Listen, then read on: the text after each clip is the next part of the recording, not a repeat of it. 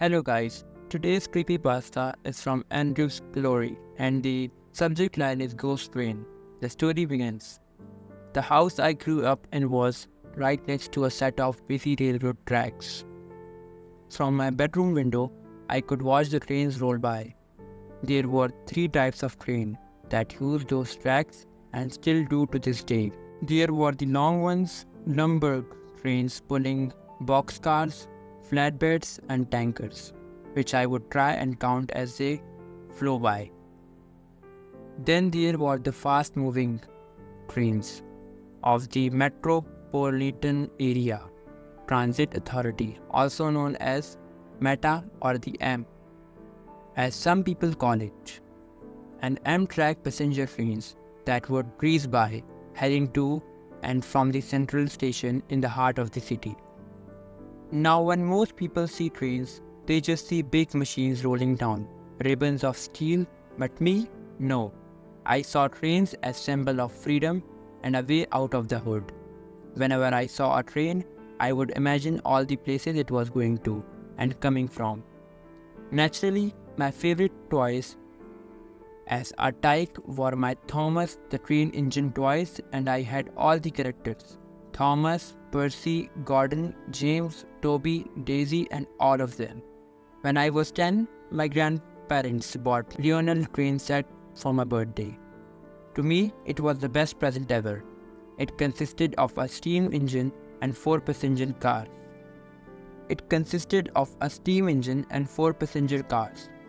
There was even a small bottle of drops you'd put in the smokestack that allowed the engine to make smoke and noise.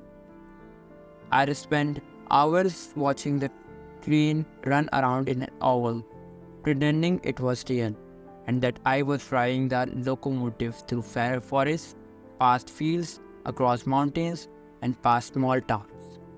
I eventually developed other interests, namely girls, but I still never lost my interest in trains. When I got older, I applied for a job as an engineer trainee on META and got it. For me, it was a dream come true. After I took the required classroom courses and exams, I found myself riding in the cab of the sleek diesel engines that pull the commuter trains. Now, the way the training program was set up was that you would have to ride on the different lines of the system for a few months with a regular engineer. I would be on the line for a few weeks, and then I would be assigned to another line, in order to be familiar with the different routes. The M has 8 routes, all numbered. The main line is line 1, and all the branch lines are line 2, line 3, and so on. I started on line 7 the first few weeks before being moved to line 8. Now line 8, as it is sometimes called, is one of the longest branch lines of the system, second only to line 2, also known as the Miller Spot line. The first time I rode on line 8, I was with a veteran engineer named Hank. Now Hank had been with the company from the very beginning. When the old railroads decided that they wanted out of the money-losing commuter services and handed all their locomotive and railing stock to META. We had the night owl service, which starts at 7 p.m. and ends at 5 in the morning. We picked up our first passengers at Central Station and were soon on our way to Cloverton.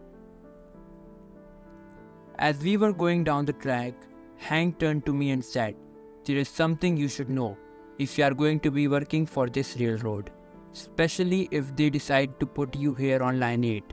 Once they make you an official engineer." I looked at him and said, "Oh, what is that?" Hank paused to blow the horn for a crossing and then said, "This line is haunted."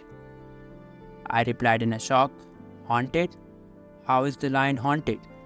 Hank looked at me and said, "It supposedly started with a curse back in the late 1800s when one of the old railroad companies was building the line. The company built the line across the edge of an old farm that belonged to a man named Ezra Gray without his permission. Ezra demanded that the railroad remove the tracks from this property and relay them somewhere else. But the railroad refused, due to it costing too much time and money to do so. Mr. Gray did try to sue the railroad, but was unsuccessful every time. You see, railroads were quite powerful back in those days, and the railroad had a lot of politicians and judges in their pocket. To add insult to injury, Ezra not only had to pay the court costs but had to pay the railroad as well for all the money that they spent on the legal proceedings. This bank corrupted Ezra and he was forced to sell the farm, minus the small patch of land the tracks were built on. And Ezra Gray vowed to get even one way or another. When the line later opened up, Ezra stood on the tracks in front of the first train. The engineer tried to stop in time, but Ezra was hit anyway. Before he died, Ezra cursed the line, saying that it would bring death and sorrow. Ever since then, there was a lot of mischief and accidents on these tracks, and many people have lost their lives. It is believed that some of those who died haunt various spots, and that a few of the trains that crashed over the years come back as ghost trains, still rolling along these very rails we are on now. I looked at Hank as he blew the horn for another crossing. "Have you seen any ghosts yourself?" I asked. He replied, "Plenty. I have seen everything from headless trainmen to phantom lights and ghost trains." For first, I didn't believe him, but didn't say anything. We eventually came to a curve in the track, and when we came out of it, I saw something that made my blood freeze. Coming at us was the headlight of another train. "Hank, for God's sake, man, put the brakes on," I shouted. "Don't you see the other train is coming our way?" Hank replied, "Yeah, I see it. Don't worry, we will be fine." I looked at Hank and screamed, "Are you crazy? We are about to die." Hank just pointed straight and said, "No, we are not. Get a good look at the train." I did and saw that not only did the oncoming engine have the shape of one of the older type diesels, like you see in the photos, movies and TV shows from the 50s and 60s, but it seemed to be a transparent shadow with a headlight and lighted cab windows. "What the?" I started to say, but then that shadow train hit us. Well, not hit us technically, but more like passed through us. Our whole cab was surrounded by shadows and streaks of light, as what looked to be a passenger train passed through, and I swear I saw the pale, wispy figures of people sitting in the train. Soon it was gone, and the cabs of our engine returned to normal. "What the hell was that?" I exclaimed. Hank turned to me and said with a smile, "That was one of the ghost train I was talking about." "Well, what is the story behind that ghost train?" I asked. Hank sighed and said, "Well, it all happened shortly after Meta established and took over the commuter rail lines. An evening inbound train had just crested the long grade we are on right now, when it lost control and ran away, all downhill, before crashing and piling up to the curve at the bottom.